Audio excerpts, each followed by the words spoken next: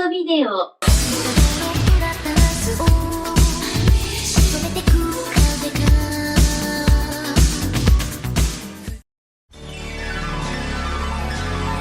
Allow me to present a simple equation. In one hand, you have manga author Kazuo Koike. While he might be more well known for his role as a mentor to future manga authors, Koike is still a talented storyteller with a penchant for weaving narratives of flawed anti-heroes who seek revenge against a great wrong done against them, crafting the foundational basis for numerous Japanese media properties of commercial and critical acclaim. He is also known for carrying a tone throughout his works that are dynamically violent and brutal, exploitation media at their purest. The brazen displays of brutality in Koike's body of work, sexual or otherwise, gives his writings a unique feel of being equal parts cinematic and sleazy. On the other hand, you have Go Nagai, another legend in the field of anime and manga. Nagai's mad creative genius is a wellspring from which most of the tropes that we've come to associate with Japanese productions have sprung from. A lot of what defines anime genres like mecha and magical girl comes from his pen. Anime would be a totally different art form without him.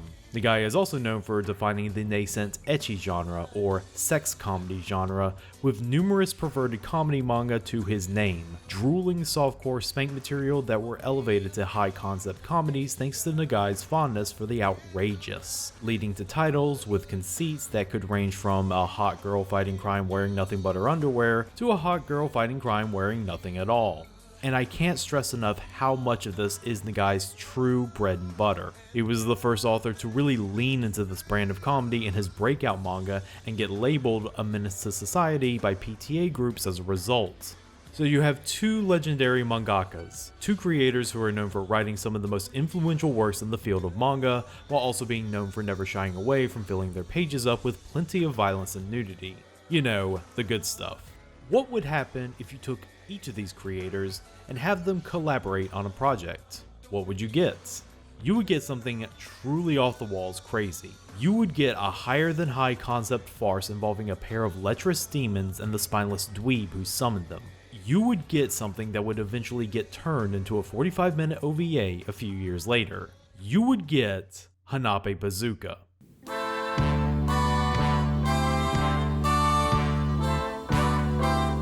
Hanape Yamada is a loser. And I'm not talking about your average loser, I mean he really sucks. He's terrible at school, he's terrible at sports, and the only reputation he has is being a low-life pervert. And even the other low-life perverts clown on him. Oi, mate, Hanappe, omae wa 1000 yen mashi. Nande? Ya nara ii nda yo. Atta kau. Yoshi, shoudan seiritsu! He is at the ass bottom of the food chain. One night, after coming across some prime spank bank material, Hanape conducts his usual, needlessly complicated masturbation ritual. But because he cuffed his carrot in a very specific way, Hanape's fireworks act as the harbinger call in summoning two malevolent demons. Ophisto Bazooka, the male demon with the namesake weapon at his side, and Mephisto Dance, the female demon with the big rag, who's also a lesbian, I should add. After the two demons make themselves at home by turning Hanape's mother and older sister into willing consensual sex slaves and distracting Hanape's father from this development by giving him money and a harem, Go Nagai was involved in this in case you forgot. Bazooka and Dance decide to at least gift Hanape whatever his heart desires. After all, he did summon them, it's the least they could do.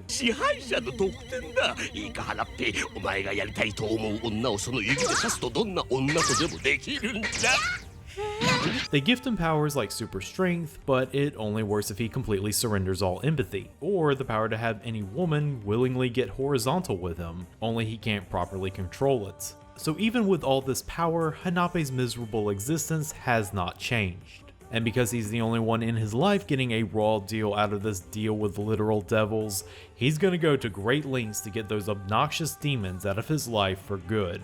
Released in 1992, Hanappe Bazooka is a single episode adaptation of the Kazuo Koike and Go Nagai manga of the same name. I'm sure you've already guessed by now that this anime is crazy. It's a crass, boorish parade of chaotic foolishness that only the minds of equally crazy titles like Mad Bull 34 and Iron Virgin June could have only dreamt up.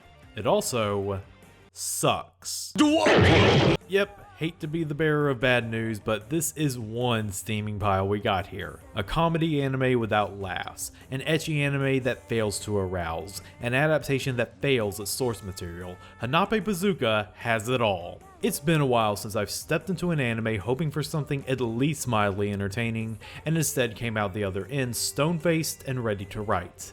I've got a lot of problems with Hanappe Bazooka, and you people are gonna hear about it. What I find really strange about Hanappe Bazooka is that, in spite of being a collaboration between two of the greatest minds of classic manga, there is little to no history or even fan base to be found for it. And out of the entire 10-volume set that make up the manga, the only translated version, or any version for that matter, that I could get my hands on is the first volume. So bear with me if I do some guesswork in this section. The origins of Hanappe Bazooka, which began its run in Shueisha's weekly Young Jump in the summer of 1979, could have just been simple as Koike and Nagai crossing paths one day and deciding that they wanted to collaborate on an idea with each other, and so they did. But I also can't help but delve into the conspiracy theory that Koike could actually be lifting some inspiration from former student Rumiko Takahashi, who, at the time of Hanappe Bazooka's publishing, was currently knocking it out of the park with her manga Urusei Yatsura. And it really isn't meant to be a mockery of the concept. Hanappe is pretty much Ataru with the serial numbers filed off. It could just be something as simple as imitation being the sincerest form of flattery, just replacing the obnoxious aliens with demons and replacing the more innocent sexuality with the kind of sexuality that these two men like. Though I could only read a single volume of the manga, I think it was enough to get the gist of it, and to be honest, it wasn't that half bad. Even if his style isn't your cup of tea, you gotta admit that Uncle Go knows comedy and how to put his characters in inherently funny situations, like Hanappe trying to eat breakfast as normal, while Bazooka is currently running up in his mom's guts across the table. What very little I could scrounge up from the other volumes suggests that things do get a little more serious, and I think that's where Koike's involvement comes in. I don't know exactly how that plays out, but I have a good feeling the events play out much better than they do in the OVA. The manga ended in 1982, and the franchise predictably went dormant for about a decade until record label Nippon Crown decided out of the blue that they wanted to fund an OVA based on this manga property. And it was a hell of a time to do so, because this was around the time when the bubble economy was bursting and the effects were already starting to be felt in the anime industry. Nippon Crown is really sliding under a door that is about to close. To make Hanappe Bazooka, they enlisted a small studio called Studio Signal, no not that one, whose resume consisted entirely of OVA adaptations of Go Nagai manga. Adaptations that were low in both budget and quality, mind you, but they weren't without their charms. Hello? Excuse me? Mr. Schwartzu, I expressly told you to wait for me. You're mean. And judging from how I was able to snag not one, but two behind-the-scenes featurettes of this anime, really shows the big plans Nippon Crown had for this anime. They were really betting on Hanappe Bazooka being their big break into the OVA market. How did it go? Well, I think Hanappe Bazooka being the first, last, and only anime Nippon Crown financially backed by themselves, and the last anime Studio Signal worked on before shutting down, speaks for itself. I do find the implication that Hanappe Bazooka was a big investment for Nippon Crown to be the real funniest thing about this supposed comedy anime, because I get the feeling they did not put their best foot forward in presentation. Or to put it more lightly, this anime is ugly. Go Nagai's art style is so easy to make appealing in anime, and for some reason they really screwed up here. I don't know if it's the designs themselves or if it's just the really dreary color palette of this anime, but everyone and everything just looks so thoroughly unappealing. And since this has material that I would assume is meant for lonely salarymen to ogle over, I don't think I can tell you why that element fails. The look of this anime combined with the fan service just gives it this cheap, sickly film all over it, and it's really not something you can pin all on Uncle Go, because trust me, Uncle Go could draw himself a pair. But bad art style affecting fan service I can handle. What I can't handle is bad art style affecting the comedy, which is a far more egregious sin. I will admit that Hanappe Bazooka is better animated than most anime of this caliber, but for some reason it feels like something got lost in the translation from manga to anime. In the manga, Go Nagai's art has this frantic, cartoony energy to it that fits the off-the-wall stylings of the manga's various gags. Here, that energy is gone. The characters feel way too constrained in their animations to really sell the zaniness of the gags, and there's only like 2 or 3 moments where it does get wacky enough to do so, which coincidentally are the only times where I found the jokes to be mildly funny.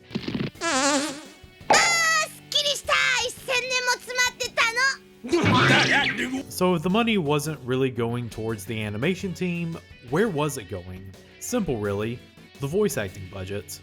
Nippon Crown figured that in order to ensure Hanappe Bazooka was a success, they were going to put all their chips on getting big name talent to voice their 3 main leads, just like the producers of American animation. And to be fair, the voice acting is the best part of the anime because the 3 leads are perfectly cast. You have Kappei Yamaguchi playing our titular lead Hanape, which is pitch perfect casting. Not only does Yamaguchi excel in playing shonen protagonists, the role he was best known for at the time was playing male Ranma in Ranma 1/2, but shonen protagonists who are also spineless losers. The noises that comes out of Hanape's gullet fit his crybaby personality like a glove.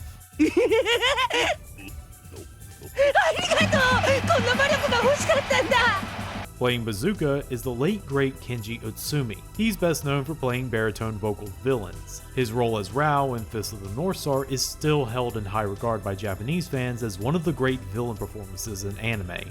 But here, as Bazooka, he's given an opportunity to really stretch, being able to flip from being this intimidating dark overlord to this brain-dead horn dog on a dime. 人お前にこの世で最強の力を与えた。いいか、花っぺ。そしてお前はこの地球の支配者となれ。やだよ。And last but not least is Mina Tominaga as Dance. Her most well-known role at this time is her being the voice of Noa Izumi in the Patlabor series. In fact, she was playing a lot of plucky Pepe girls in both anime and in localizations at this time. This makes the casting of her as Dance, this cruel, teasing demoness, a brilliant work of subverting typecasting. Tominaga is able to play her as this ball-busting lesbian dominatrix demoness, but one who also happens to have a hidden heart of gold. でも何なんだろうこの気持ち。私たちは悪魔なのに。But that's enough praise I can hand out to this anime because, trust me, it really does not deserve it. The problem of Hanappe Bazooka go way beyond just bad character designs and lackluster animation. For how Hanappe Bazooka plays out in the first half of the anime, you think it would pretty much be a straightforward skit picture. Just scene after scene of Hanappe getting powers from Bazooka and Dance, which end up landing him in some hot water because Bazooka and Dance are demons who withhold information from him like a capricious pair of genies. This portion of the anime is emblematic of Hanappe Bazooka being an unfunny comedy. And I know comedy is subjective here, but I did not laugh once watching this.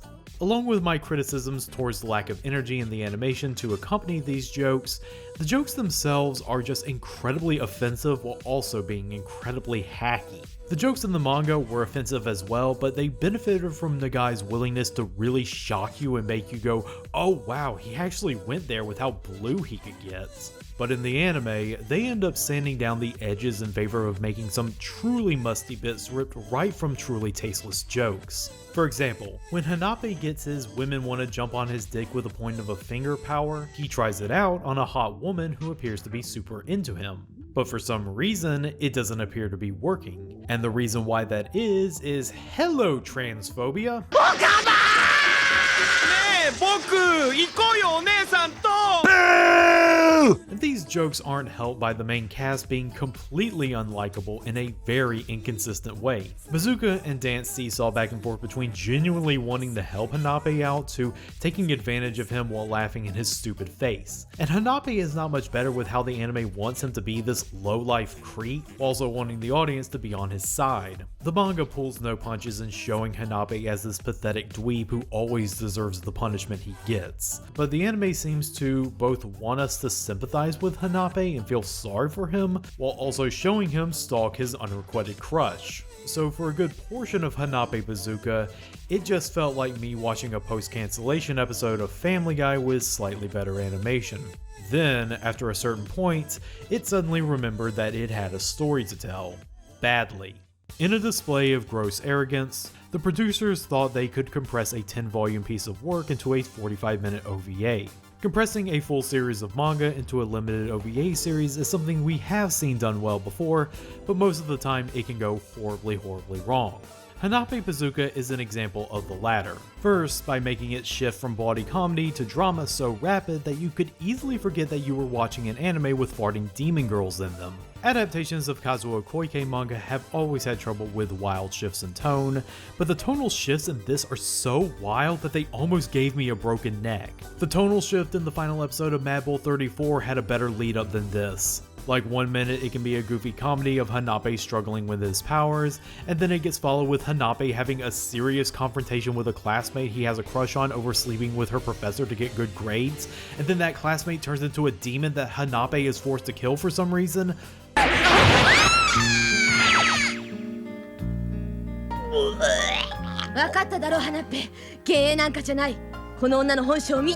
All of that happens within a 5-minute span. The anime reaches the point of no return when Hanape, after getting mocked by both his family and the demons one time too many, decides to full-on commit suicide. And he does so successfully. And it's not played for laughs.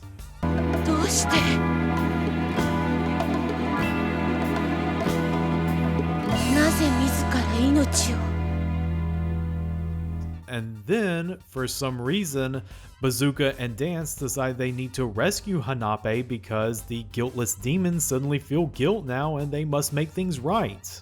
We cut to Hanape in the afterlife where he is destined to be reincarnated into someone with a better life, but the spirit of the World Tree, yes, that's their actual name, states that they cannot reincarnate him because he has no one who truly loves him in the world of the living. But they then decide to grant the reincarnation anyway because he made it that far, I guess. And then Bazooka and Dance show up because their magic powers don't work in this realm. Hanape gets into a fight with some demons. Something about the power of hate trumping the power of love. Macro unbirthing sequence with a lot of lotus symbology. Look, I don't know what's going on anymore. The major problem that plagues Hanappe Bazooka is that it is terribly storyboarded. None of the drawings throughout this anime convey any real basic visual information. A problem that is worsened by the anime's choppy editing. And it all comes to a head in the final 15 minutes of the anime because I have no idea what's going on, why I should care, and why I am still watching this anime. This was a 45-minute OVA, yet watching it felt like 3 hours. A whole bunch of unfunny, badly drawn comedy leading up to a completely nonsensical climax that the anime wants me to care about by forgetting that Hanape is an unlikable loser. Hanappe Bazooka, like its namesake protagonist, is a failure. It's a failure as a comedy, as an ecchi, and as an adaptation. But worst of all, it does a complete disservice to both Kazuo Koike and Go Nagai, completely erasing their strengths as writers and artists, all while exposing their flaws. You are better off reading these two men's works or watching adaptations that do them justice like the Devilman OVAs. Shoot, you're probably also better off watching Mad Bull 34 because at least you'll get some decent action set pieces out of it. Unless you're a real fiend for good voice acting, I don't think I can recommend Hanappe Bazooka. There's really nothing here that I could recommend without feeling some massive secondhand embarrassment. If there's one truly effective joke this anime has, it's the joke it played on me. Ha ha.